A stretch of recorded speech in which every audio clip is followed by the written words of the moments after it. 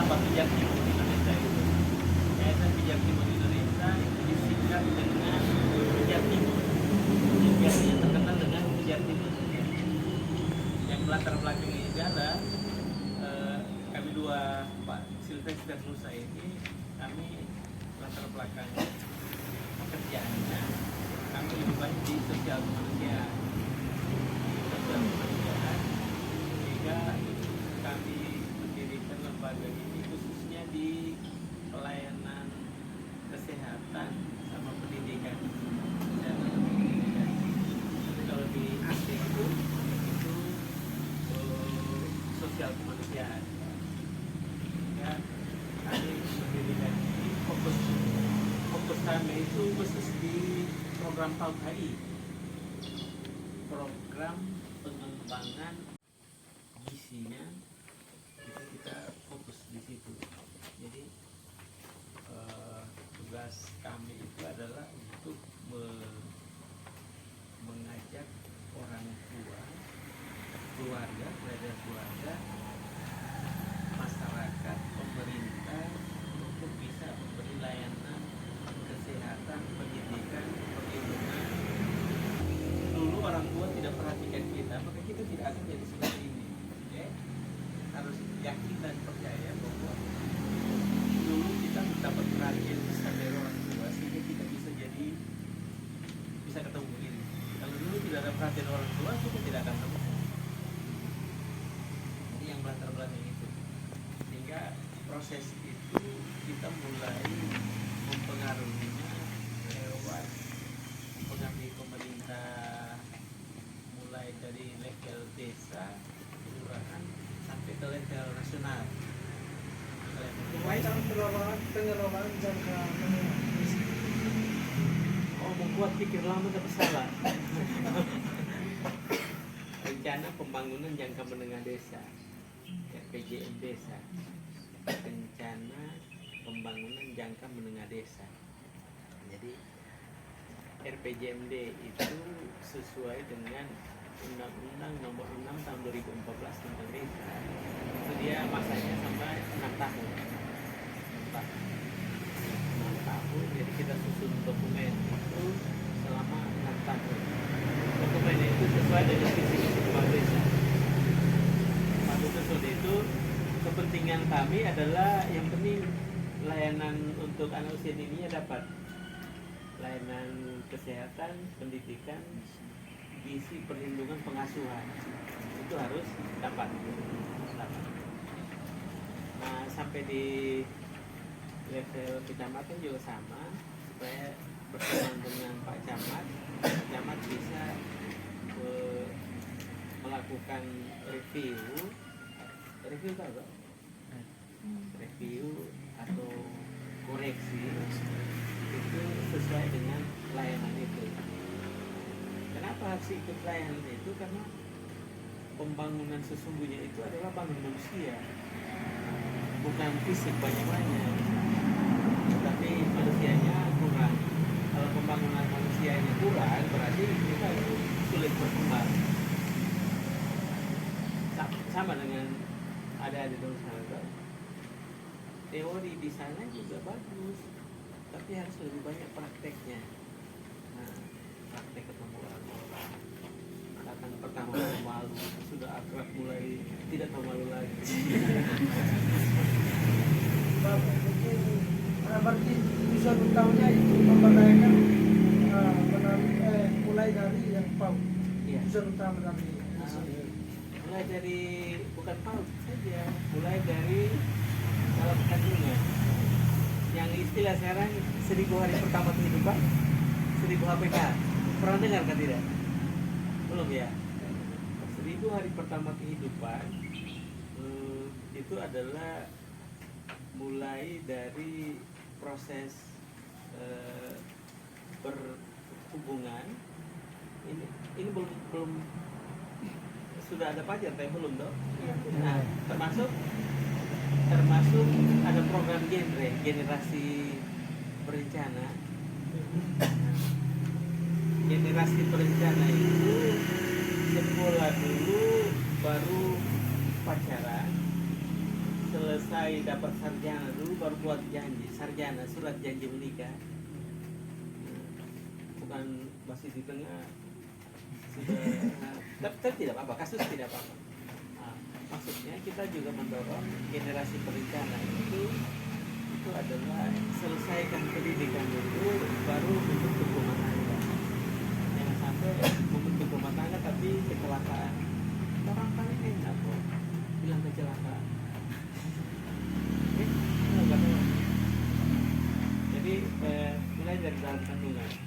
Jadi kalau perempuan itu sudah tidak kalau dia sudah berhubungan, dia tidak datang bulan lagi, berarti itu sudah ada anak. Itu harus jadi orang muda yang hebat, saling menjaga, melindungi temannya, pasangan. Kita juga hidup bersama dong. Kalau mesti berpikir yang negatif, kalau biasa saya kasih tanda petik, kasih rusak atau apa, karena itu tidak boleh. Yang kedua, kalau generasi mulai dari direncanakan dari awal, maka kita tidak akan ada berpikir bahwa oh ini bentuk rumah tangga tapi setengah-setengah. Jadi termasuk itu kalau dipakai dawan punya dulu itu kita punya orang tua itu sekolah, dia punya otaknya, cara berpikirnya hanya dua, dari rumah ke kebun, ume lele. Jadi otaknya setiap hari ume lele. Sekarang mulai berkembang, mulai rumah, sekolah, baru kebun. Jadi ume, sekolah, lele. Kenapa? Karena rata-rata guru pegawai juga petani dan peternak kan, punya kebun, punya ternak. Dan ingat, lahan pertanian itu sumber penghasilan tak terbatas.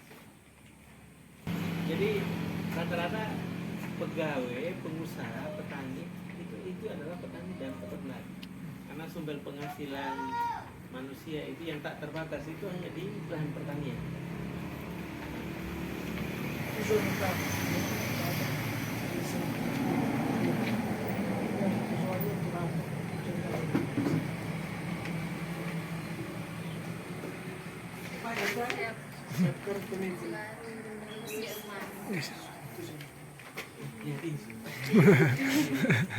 Jadi ingat, adik-adik mahasiswa ini adalah usia emasnya sudah lewat. Usia emas itu usia 0 tahun sampai dengan 6 tahun sampai 8 tahun. Jadi usia emas itu 0 sampai, kalau di tiap negara berbeda-beda. Kalau di Indonesia itu 0 sampai 6 tahun. Kalau di Australia 0 sampai 8 tahun. Dia sampai SD 0 sampai 6 tahun itu secara baik dan benar. Maka dia akan mencapai menikmati kehidupan keemasannya, masa keemasan. Jadi setelah dia lolos di usia emas itu, maka dia akan jadi hebat. Masa daerah Dawan. Tahu semua ya? Masa Maraika apa? Masa apa? Betul. Tahu ya? Oke. Ketemu orang Melaka di mana saja nyambung kan? Ketemu orang Dawan di mana saja nyambung ya? Nah, kenapa begitu?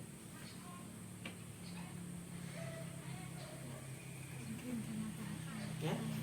Kenapa? Mungkin karena bahasanya sama jadi. Ya, maunya kenapa sama dan kenapa nyambung? Tanya dari mana?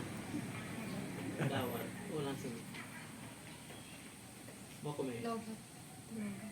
Maksudnya langsung konek kan? Iya. Langsung konek. Kenapa? Siapa yang ajar kamu bahasa daerah? Ya?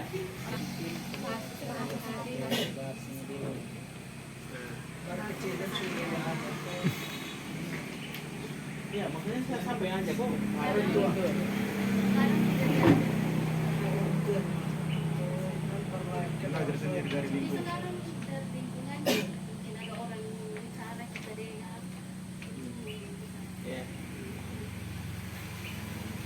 Kalau itu terlalu susah, apa beda cerdas dengan pintar? Cerdas dan pintar.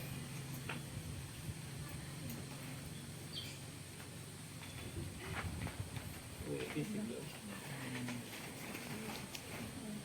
Kalau cerdas, ini apa dulu, pintar dulu. Kalau pintar, lewat usia emas tadi itu baru dilatih, dan terus dilatih maka dia ingat. Kalau tidak terus dilatih dia akan lupa. Makanya dulu guru ajar kita biasanya kalau lupa mereka ambil dibalik kan, ambil palu, lupa dibalik ambil palu supaya gitu loh. Kalau tidak sering dilakukan maka kita lupa.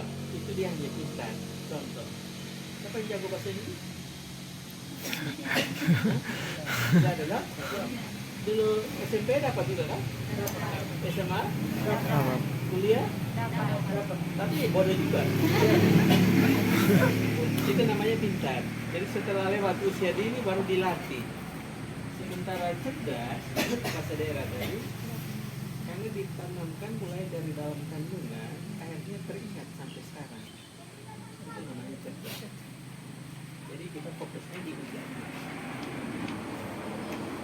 Jadi beda pintar dan cerdas bisa ya? Bisa.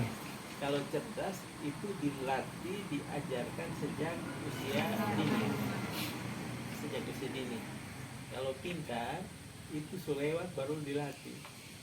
Seolah-olah pintar padahal apa? Yang sebut berarti. jadi seperti itu. Dan sekarang kita persiapkan adalah tujuannya adalah kita menyiapkan pemimpin itu mulai dari dalam kandungan memang.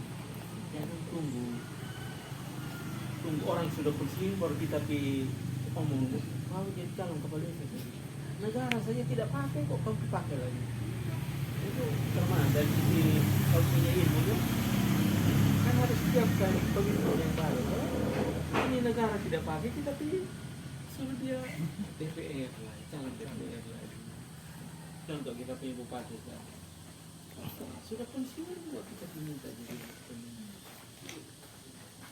Dari sisi keberpihakan melayani benar, tapi dari sisi pengkaderan kita gagal. Kali ini di TTU ini termasuk susun mereka punya dokumen tadi saya bilang RPJM desa itu. Kami tinggal bangun di Pantura kan? Pantura. Pantura salah ya? Di mana? Milpun. Di Kaubele, di Mena. Di Mena itu kami buat untuk per hari-hari untuk menyampaikan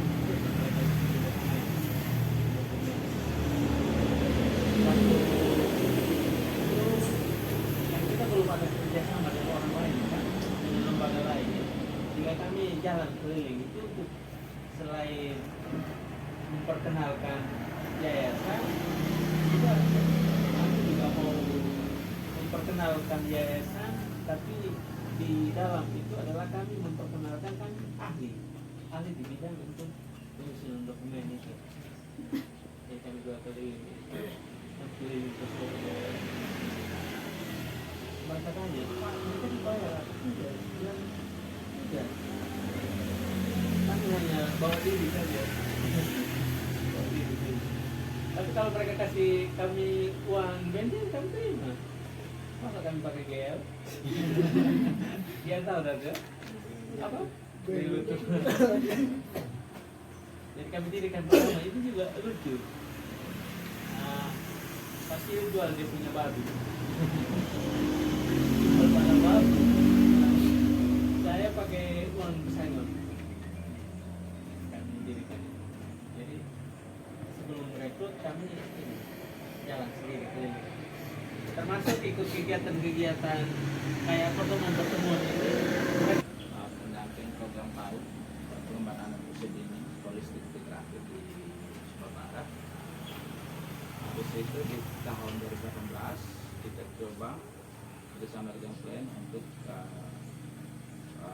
pelatihan meningkatkan kapasitas guru PAUD, pengelola PAUD dengan kader BKB di Sumut 1 sama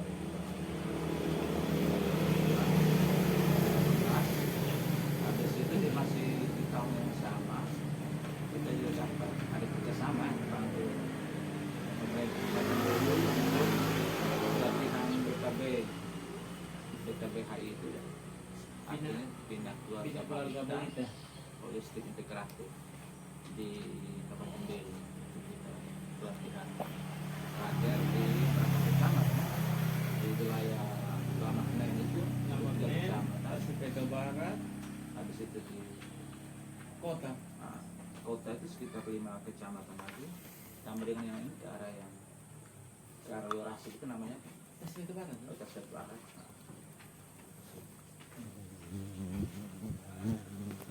Perjuangan kan. Ya dulu Om Vincent ini di plan internasional. Saya pertama di plan internasional di kantor Sika Mamere.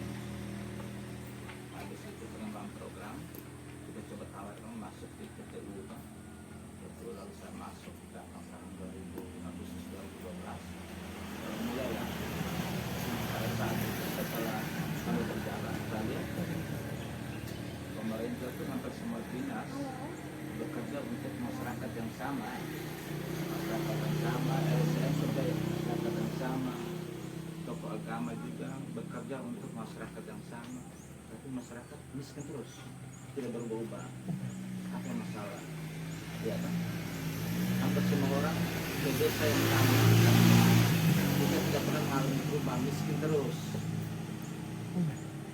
Kita sambil bawa motor berpikir terus bagaimana cara kalau tidak ada yang merubah, masih siapa yang merubah. Nah, tugas kita sebagai orang muda adalah harus berinovasi. Caranya bagaimana? Kita aja kan, kita pulang kembali ke kantor, kita coba gandeng. Saya di setiap kantor identifikasi kampung program untuk masyarakat. Contoh saja misalnya untuk pengembangan anak usia dini itu di kantor ini ada tidak nama program atau kegiatan, cek, oh ada, namanya apa, anggaran ada atau tidak, cek semua kantor, ternyata mirip-mirip, tapi mirip program. Setelah dibagi LSM kerjasama dengan Pemda atau desa lembaga yang Pasti harus dijelaskan. Dengan Yayasan Plan Internasional, dengan Save the Children,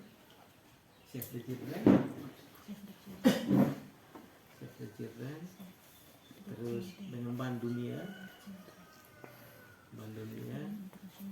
terus dengan BKKBN, terus dengan pemerintah kabupaten. Kabupaten tadi ada berapa tadi? 5 itu. Terus Kan Timur Tengah Utara dari awal kan? Atau hanya tahun ini ya? Dari awal.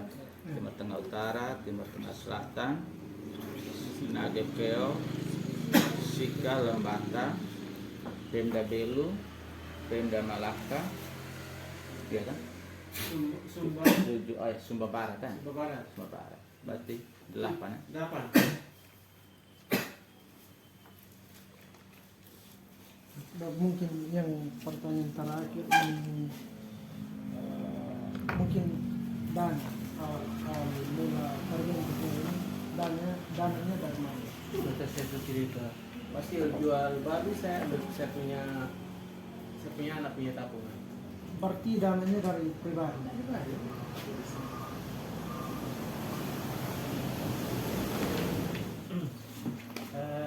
Oh ya sebentar, kita kerjasama dengan Yayasan Kita Bisa.com kan? Hah? Yang terakhir kan dengan Oh iya. Yayasan. Ada satu lagi. Ya kayak terima kasih. Kami juga kerjasama dengan Kita Bisa.com. Nah, Kita Bisa.com. Kita Bisa.com. kitabisa.com. Lembaga Dia lembaga sosial. lembaga sosial kita bisa tulis. Kita Bisa.com itu membantu orang-orang yang kurang mampu untuk membiayai khususnya kesehatan sama pemberdayaan ekonomi. Jadi kami bantu orang untuk bibir sumbi, ada tumor, yang mereka kesulitan biaya, kita kerjasama dengan ini, kita bantu mereka. Nanti lewat adik-adik mereka juga kalau ada kayak buku tamu ini San. Saat cari dari tadi, tuh lihat makanya sudah pakai sini saya. Pakai di sana. Ada keluarga, ada tetangga yang ada yang bibir sumbing, ada tumor, kanker, bukan kantong kering ya, kanker, kantong kering juga boleh tapi usaha mandiri itu bisa. Yang tidak mampu, kurang mampu, itu bisa hubungi kami, nanti kita bisa kerjasama dengan kita bisa untuk bantu mereka. Kami sudah bantu di Soe sudah ada, di Melaka juga ada, di Belu juga ada yang bibir sumbing. Itu sekitar tahun berapa Ya? ya kegiatan Misalnya sumber fisik. Tahun kemarin, tahun ini, Kerjasama. tahun 2020, 2021, 2022. itu di Malaka. Malaka juga ada, Di Malaka di TTS. TTS, Belu, Kegiatannya yang sumbing. Kan, iya. Operasi bibir sumbing, Bibir sumbing misalnya tumor, ada tumor. ada sini. Pokoknya sakit apa Kanker. saja yang memang harus susah. Kalau satu di Tobus ini di TTS, dan lewat EBA, Biar tulisan. Hah? Biar tulisan. jalur kapan? Tuh. iya. Ya. Jalur kapan? Jalur kapan? Iya. Jalur kapan itu dia kanker Cina. Kanker Cina. Dia orang Tobu, istrinya orang Sumba. Mereka ketemu di FB. Tahun lalu tuh kita dan kita bisa.com itu bantu respon Seroja Respon Seroja. di TTU Belu, Malaka dan Kupang. Dan Kupang jadi tahun lalu tuh di TTU tuh kita bantu 40 kakak di sini 40 kakak, di Belu 30 kakak, di Malaka 30 kakak, dengan Kupang sekitar 5 kan, khusus yang para pekerja jalanan. Tapi kan kita Keva Belu Malaka pekerja jalanan kayaknya kurang, maka kita ambil yang orang-orang yang sangat berkekurangan, termasuk yang disabilitas. Jadi kita kasih bantu sembako yang fokus kemarin di sembako tahun lalu.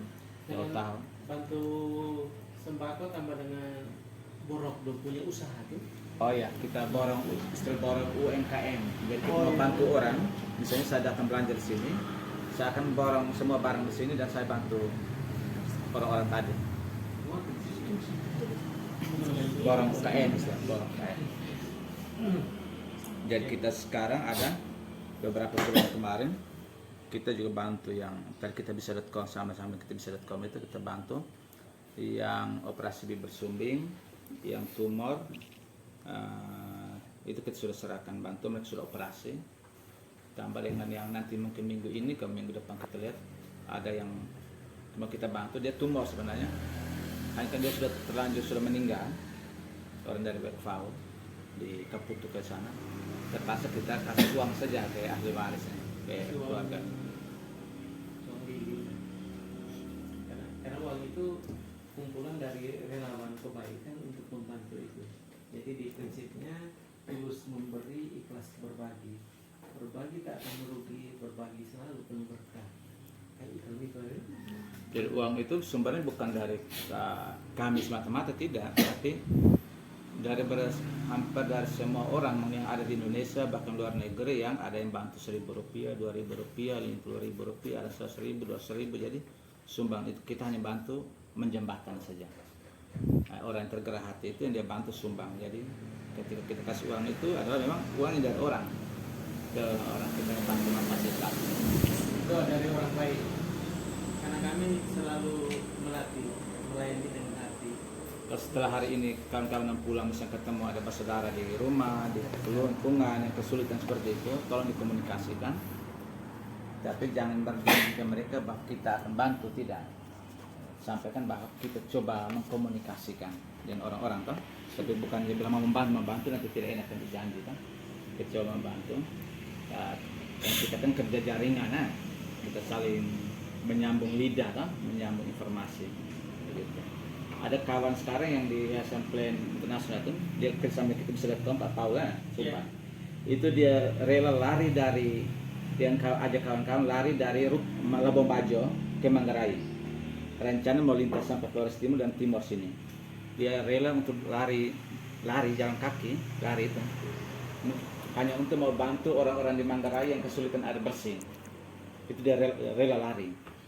Jadi setiap hari dia lari dari sini kemana sambung terus dengan kawan-kawan untuk menggalang dukungan orang untuk bantu keluarga-keluarga di desa yang kesulitan air bersih. Dan kami untuk kerja yang begini itu kami tidak memikirkan uang pribadi atau apalagi kami sudah tidak pikir. Yang paling penting kita ada kepuasan batin, kita sudah tolong orang. Jadi kita tidak berpikir lagi bensin kita punya, mau makan sebentar mau bagaimana. Itu Om Vincent lebih banyak berkorban, yang mobilnya harus turun ke pelosok-pelosok Malaka, Belun, Tetuan. Jadi itu lebih banyak. Karena kita tahu dia yang membantu begitu, kita akan dapat berkat yang lain. Ya kan? Ya, yang penting kita jangan bersungut-sungut, karena berkat itu akan dari sendiri datang mengalir ke kita. Karena itu sifatnya hanya fasilitator. Sementara ini jadi milik teman-teman kita semua. Jadi mungkin mulai dari besok ada mungkin termotivasi kita coba mau magang di Pijar Timur sambil kuliah boleh. Kapan saya boleh magang sambil di sini. Kebetulan kantor ini agak sedikit kurang terurus karena ada kegiatan di Belu Malaka dan di TTS. Jadi ada di sana ada sekretariat di Belu Malaka, sehingga di sini hampir tidak ada orang. Tapi ada yang berani mau magang, oh sudah. Tapi magang itu bukan berarti itu tidak digaji. Syukur-syukur kalau misalnya pas ada kegiatan apa kita ajak kegiatan sini ya, siapa tahu ya. Tapi untuk magang tidak digaji. Tapi kalau magang tujuan untuk sambil belajar, karena saya waktu di Kupang di kantor area Kupang dulu, itu ada teman dari Undana, dia magang, dia sambil kuliah, dia magang di kantor. Pas kita ada kegiatan beberapa kegiatan di kantor itu dia terlibat aktif. Sampai kegiatan di Jogja di mana dia terlibat aktif, sehingga dia sambil belajar begitu sambil karena yang kita di kuliah itu kan sedikit yang kita dapat, tapi yang di luar itu cukup banyak. Ada banyak hal yang kita tidak belajar di kampus. Siapa tahu mau magang boleh ambil bagian sini ya kan, silakan. Tapi magang bagusnya jangan inisiatif pribadi, tapi harus seizin lembaga, misalnya ketua jurusan kah, dekan kah, begitu. Program studi ya? Iya. Ya misalnya ada permohonan ke lembaga, ke fakultas, ke jurusan untuk mau magang.